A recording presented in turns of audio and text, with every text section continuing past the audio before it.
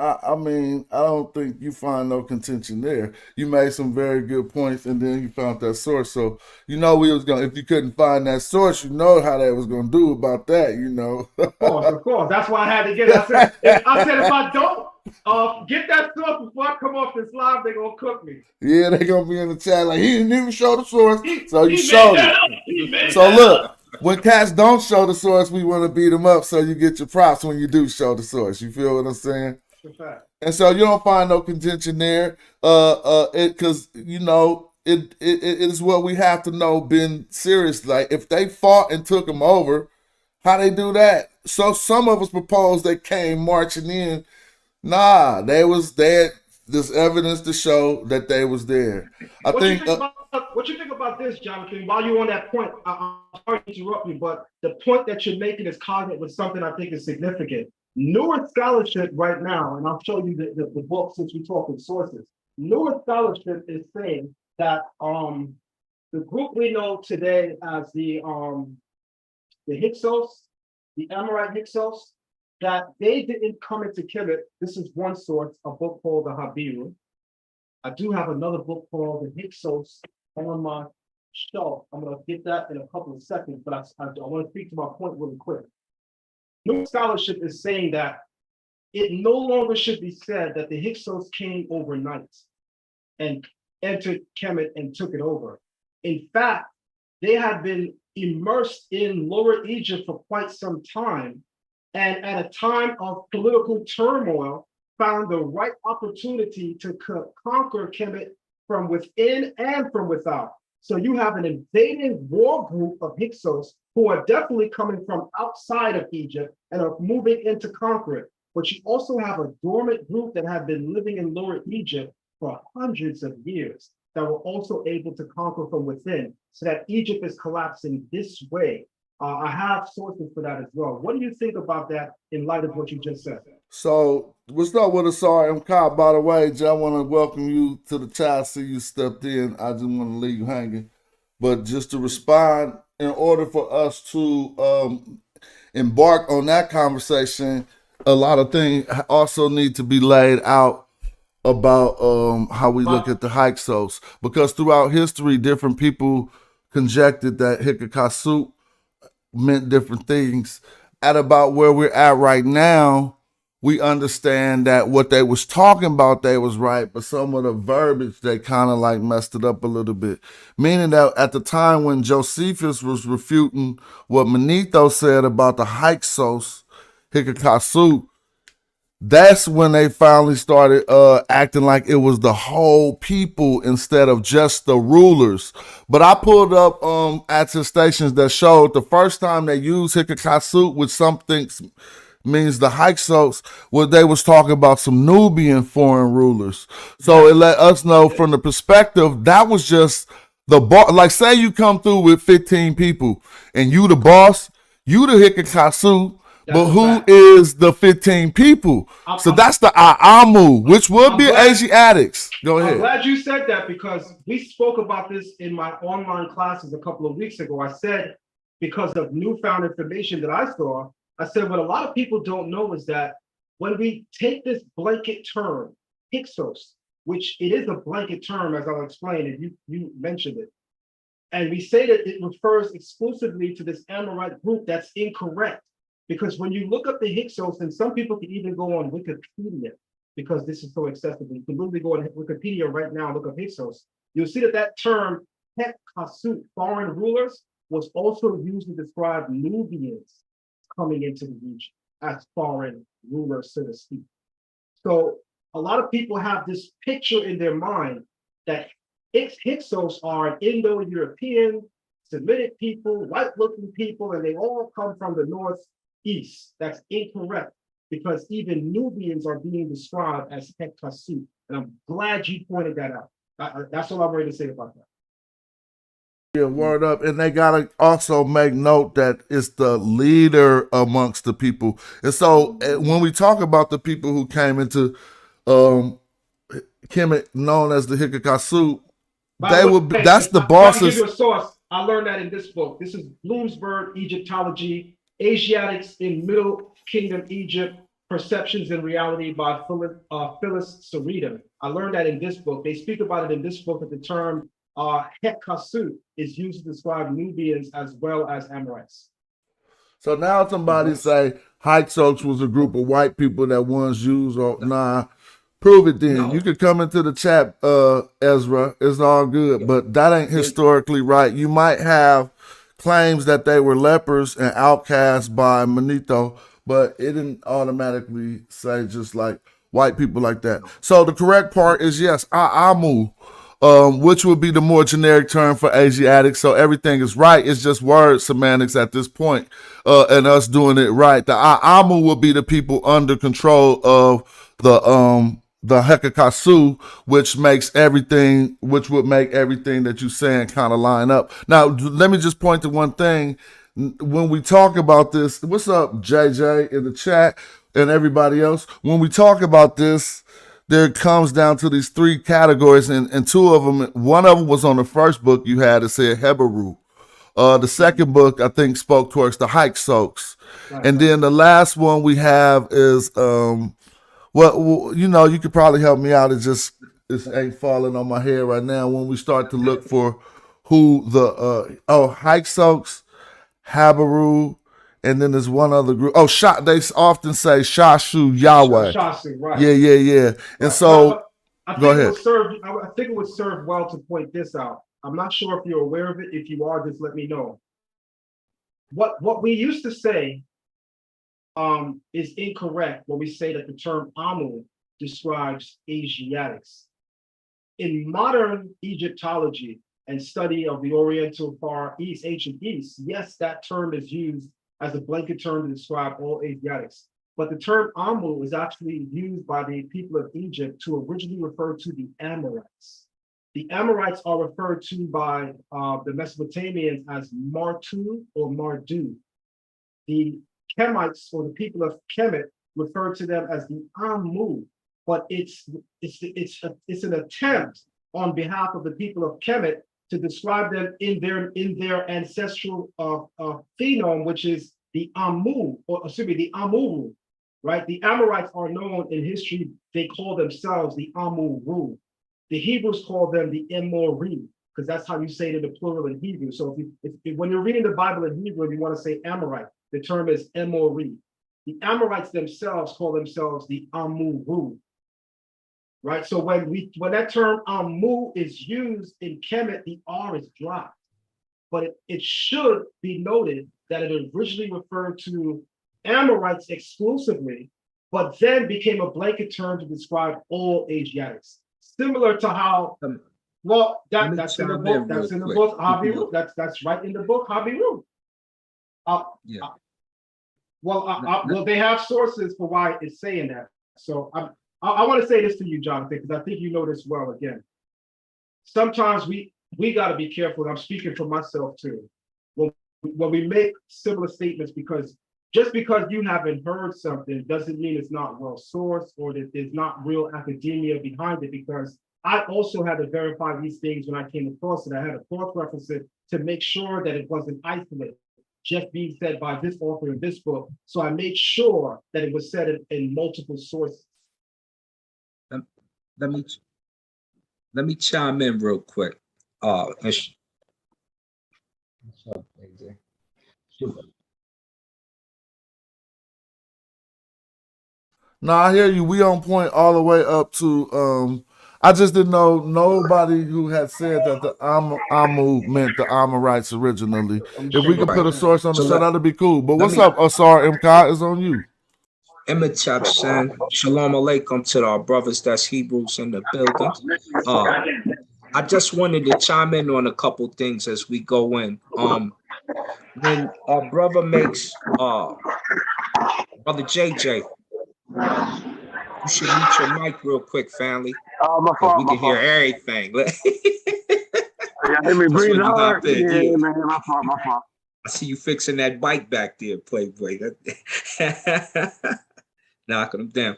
But there's an interesting study now that you both bring that up. If you don't mind me sharing my screen, this just popped in a few days ago.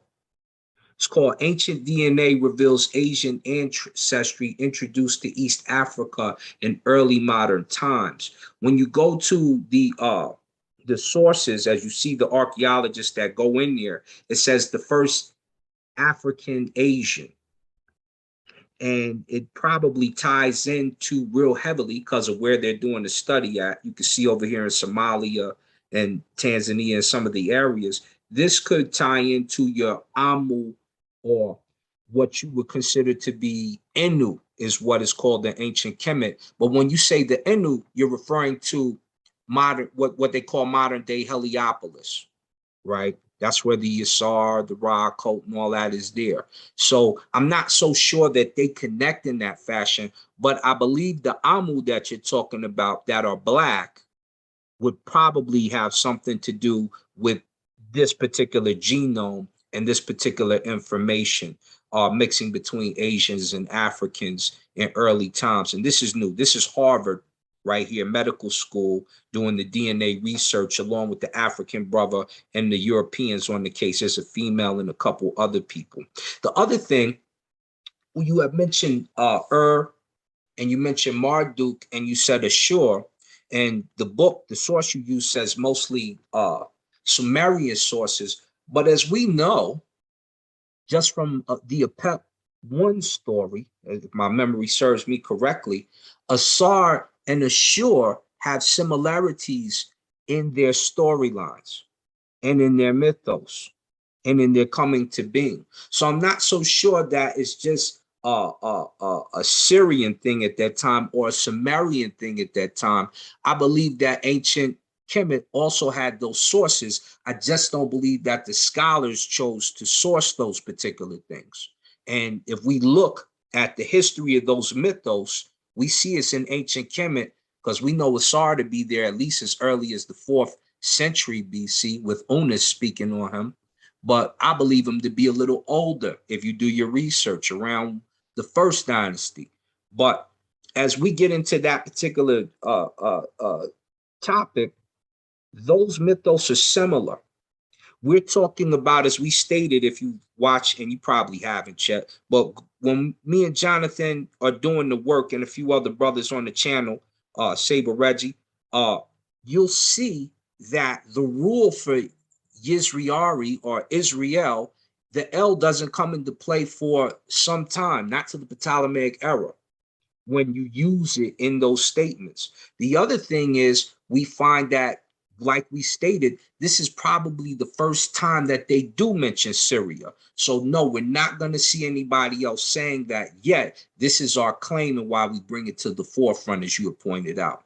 The last thing, as we saw, and if you look through the videos, we do research where you'll see Syrioi being used by the Greeks. And if it's only 400 years off, just like the United States was a dream, it's going to have some names until it becomes a unified name. 400 years sounds like right about enough time to do so. It's no different than the Israelite story in the Bible. They say you were in Egypt for 400 years, and then you come out as Hebrews and Israelites. All right, I would love to respond to Jonathan with that source. Jonathan, are you still there? Oh yeah, you can share the screen. Yep, I'm right here. You can share the screen whenever you feel like it. All right, I'm gonna do that right now for you. Thank you. Dang, if somebody's saying that I never heard that, so that'll be cool to learn. So watch this. As you know, Jonathan, me and yourself, and you know, a small few others, we read a lot of books. I know you're a reader. Me and you have interacted. We read a lot of books. Can everybody see my screen? Is my screen up I there? think you gotta unshare. I see where it say Let me first take unshare for today. you, brother. Somebody's showing the YouTube. Yeah, I stopped there you sharing go. just now. I'm sorry. Now we about to see your screen in a moment. All Yeah, right, we can see your screen. my screen is up. Yep. Okay. All right, watch this. On page 35 in the book Asiatics Middle Kingdom Egypt, there is a etymological study giving on the origin of the term Amu. Starting from the middle, it says Old Kingdom to Early Middle Kingdom Egypt, Old Kingdom. It is the aim of the present discussion. Let me blow it up more. I want everybody to follow. It is the aim of the present discussion to correlate the chronological appearance of the Aamu in the Egyptian records and the descriptions of their origins and lifestyles with that of the 𝓄 in the cuneiform texts of Mesopotamia. It is the premise here that the Aamu and the 𝓄 represent the groups of early West Semites from northern Syria who migrated to other lands because of climatic changes and pastoral needs. These early groups of West Semites, as outlined above, paved the way for the Amorites to take over southern Mesopotamia and later become the powerful rulers during the 𝓂����� and the Old Babylonian periods in Mesopotamia. Examining the perception of the Aamu, the Amorites, from the Egyptian viewpoint, we sense a tone similar to one expressed in cuneiform literature. The textual description in Egyptian sources regarding the Asiatic foreigners who caused trouble in Egypt correlate well with Mesopotamian, i.e. Sumerian and Akkadian source material. It is in the beginning of the Egyptian 6th dynasty, which roughly corresponds with the Sargonic period, when references to 𝓄/Amu begin to appear more frequently in the Mesopotamian sources, that the Aamu first appear in the Egyptian sources. The very first mention of the Aamu Asiatic occurs during the reign of King Pepi, 2350 BC, and is related in the inscription of 𝓄𝓐. I also have another one. All right, hold on. I have more. Who wrote that? This is written by 𝓂𝓿, who is a visiting scholar at the Metropolitan Museum who holds a PhD in Egyptology. Hold on, I need to look into that. I'll show you right now on the screen. Can you see my alternate screen? I already have that ready, brother. I'm not playing. Hold on. I'm not playing. I already have her credentials up. Hold on. There we go. 𝓂𝓿. She's the author of the book, as you can see, right? Asiatics. She wrote the book Asiatics in the Middle Kingdom. Here's her LinkedIn for people who want to check her credentials. Let me go somewhere else. But she's legit, Jonathan. She actually, I think she's legit, but I'm just trying to see who she represents. I met her in person because she comes through the Metropolitan Museum of Art. Okay. She got something on her, like with schools she represents or something. It's a good. I'm not sure the exact school, but I know her PhD is in Egyptology. It says she a PhD somewhere on there. Yes, she is a PhD. I'll pull it up in the book in a couple of moments, but I first want to just go through this. All right. But I'll go. Can your screen see me too? We can see. We can see. Keep going. All right. So this is certainly the book. So after I read what I have up, then I'll go to the back of the book and take a screenshot of her credentials so everybody can see. That's fine? All right. So here we go. Posner also notes that this text does not give a picture of the living conditions in Syria and Palestine as a whole. It is suggested here that the Egyptians are describing the set two members of the Aamu groups, and that the Egyptians simply refer to them as Aamu, stereotyping all of these Asiatics and nomadic people, as I mentioned. The term Aamu originally refers to Amorites. It later becomes a blanket term or stereotype to describe all Asiatics, but it originally referred to Amorites. I'll continue reading.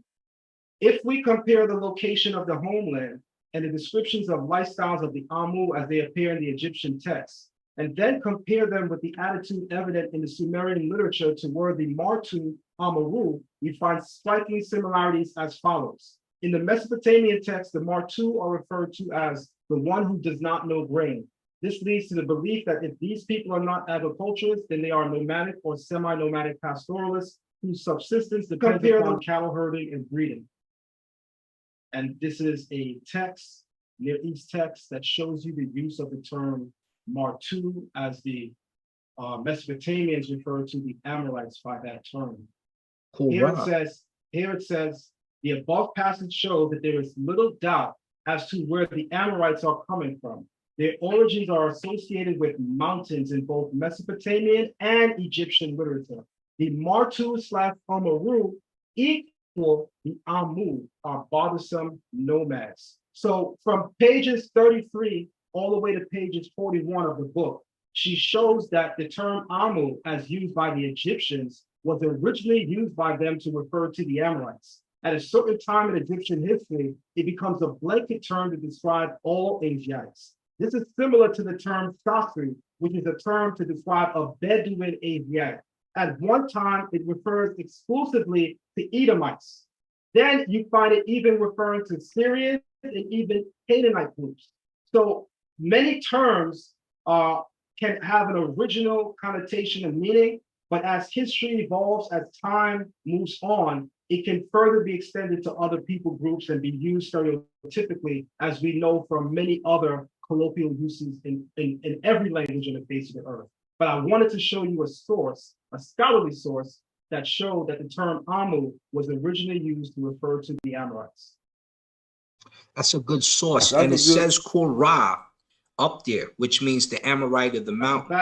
That's a fact. I'm not mad at that, and that's something I'm willing to entertain. Now, just like we was talking about these things about Syria and the text, she just got it written into her book. I don't know if she a PhD, don't take nothing away from her, because the evidence she showed is something that, like I said, I follow logic, and it would be logical to look down the lines of whether Aamu could mean something about some people from the area who was called the Amorites. That's nothing egregious. You know what I'm saying?